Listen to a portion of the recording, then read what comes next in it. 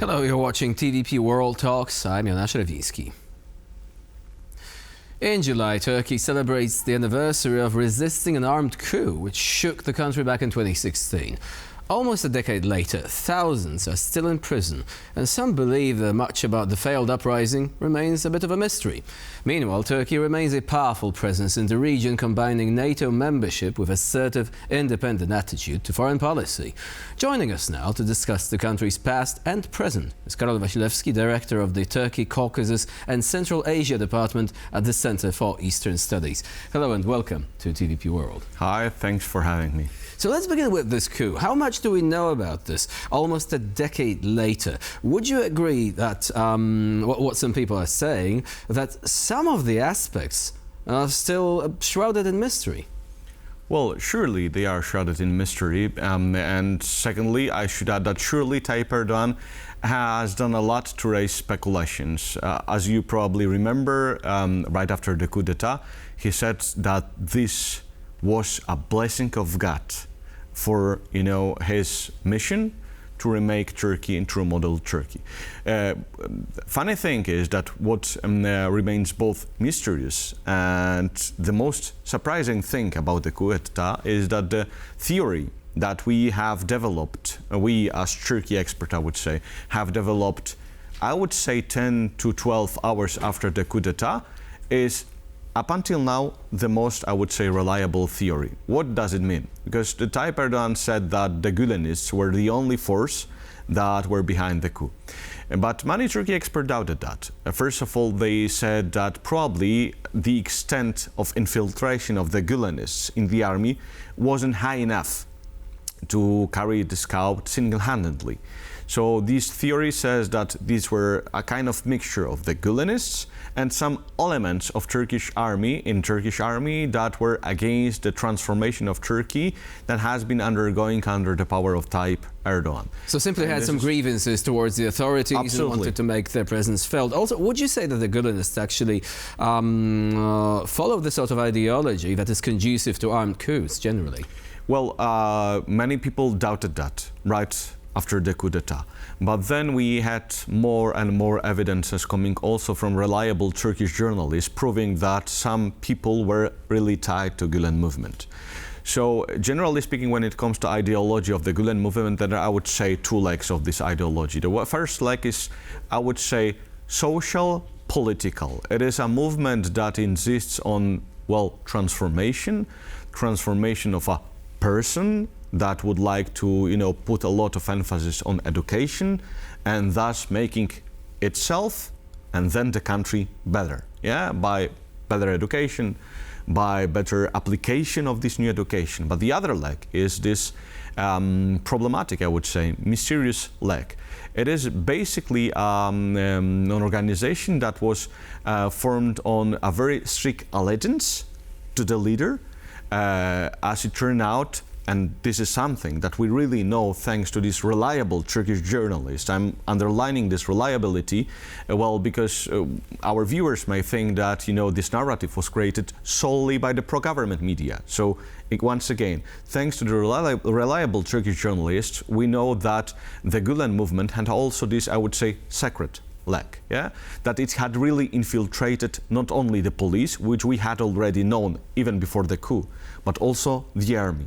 That these people were having some kind of, I would say, sacred mission in their thinking, and this is something that we know, So, apart from not being a fundamentalist movement, because it's probably important to make it clear that, the fact that they are being accused of being terrorists, for someone who doesn't really follow the developments in the region closely, they might be thinking, oh, are they one of these fundamentalist groups? This is not the case, is it?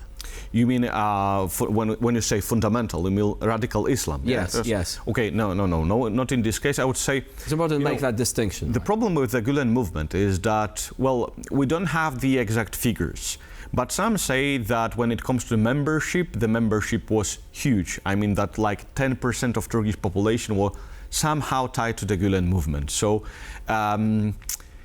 with such a huge amount of people in the movement, there were surely some people, well, neither me nor you nor Tayyip Erdoğan is able to give the exact number, that were really tied to this first leg I was speaking about, this leg social, political, yeah?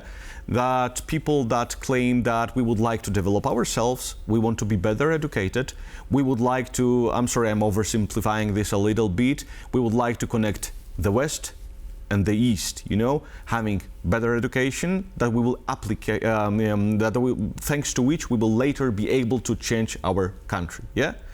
But, you know, the problem is that is, I would say, I really do not want to call it minority, having no numbers, yeah? But let's assume that the second leg was consisted of minority of the Gülen movement, the people who were more interested in this, I would say, secret activity.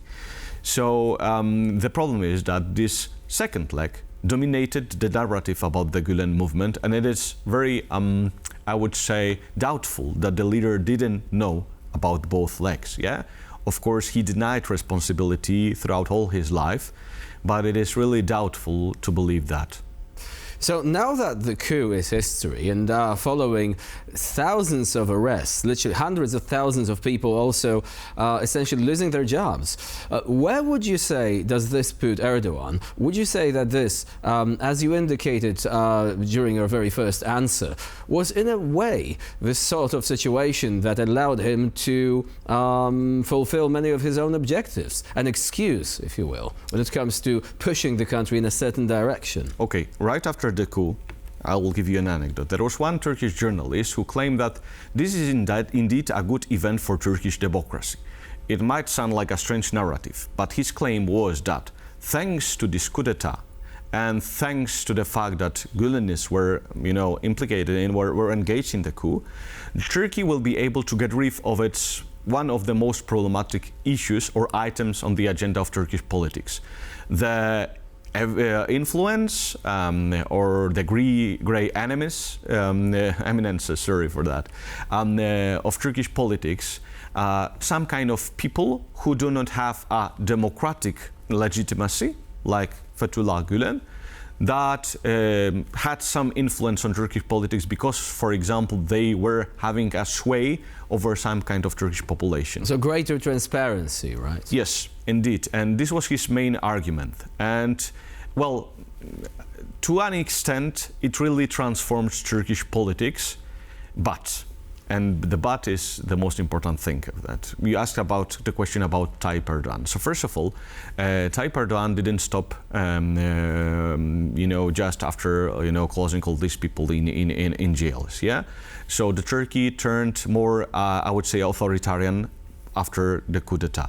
Secondly, well, problematic thing is that while the Turkish state administration got itself rid of Gülen movement and its affiliates, there were other, I would say, people or entities that were able to infiltrate Turkish state. So we are not, when speaking about Turkey, we are not, we didn't get rid of this problem, yeah? So the whole transformation, yeah, facilitated Tayyip Erdoğan way of remodeling Turkey to his likings, was another factor that allowed Tayyip Erdoğan to execute the transformation without, oh, sorry, it's not the best phrase, but let's say without checks and balances, yeah? But still, it is really difficult to say that, you know, getting rid of Gülen movement was a bad thing for Turkey, yeah? It was a good thing, but at the same time, it, I would say, didn't live up to its potential. So would you say, but perhaps, I mean, the comparison is fairly distant, but after 9/11 there was legislation that was intended to fight terrorism, and of course the idea itself was not the problem, but in some cases it might have been the execution, right? Well, indeed, the execution was problematic when it comes to, you know, well, you made me thinking at the spot at the time. So, because on the one hand, when we speak about Turkish transformation, we speak about Turkish transformation to the direction of some kind of democracy. As you mentioned, greater transparency, yeah? But I really doubt that Tayyip Erdoğan meant such a transformation. What Tayyip Erdoğan meant, well, how we could decipher his narrative. So he was speaking about so-called new Turkey. And what does it mean, New Turkey? We didn't know for quite a long time. But it seems that the New Turkey was supposed to be a, let's say, and simplify it a little bit, a powerful state that will get rid of some, influences of both the outside actors and internal actors, and then a state that will somehow allow Tayyip Erdoğan to finish his transformation of Turkey. Does it have to be democracy in Tayyip Erdoğan's thinking? I don't think so. Well, that's a crucial question, isn't it? I mean, right now, Ekrem İmamoğlu is in prison. Would you say that this is only going to be heading in that kind of direction, basically the reduction of certain freedoms because the authorities consider some people to be a threat for them? Okay, the easiest answer is absolutely. Yeah, it will be heading into this direction, and Tayyip Erdoğan and pro-government press doesn't shy away from saying this.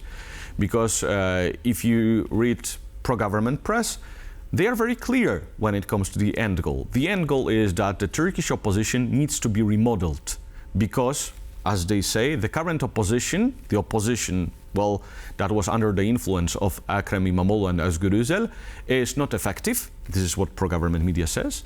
That is opposition that is, creating some obstacles for Turkey into being great. Again, I should probably add. So they want to manually reshape it. Absolutely. Yeah, this is the end goal, and they are very clear about that.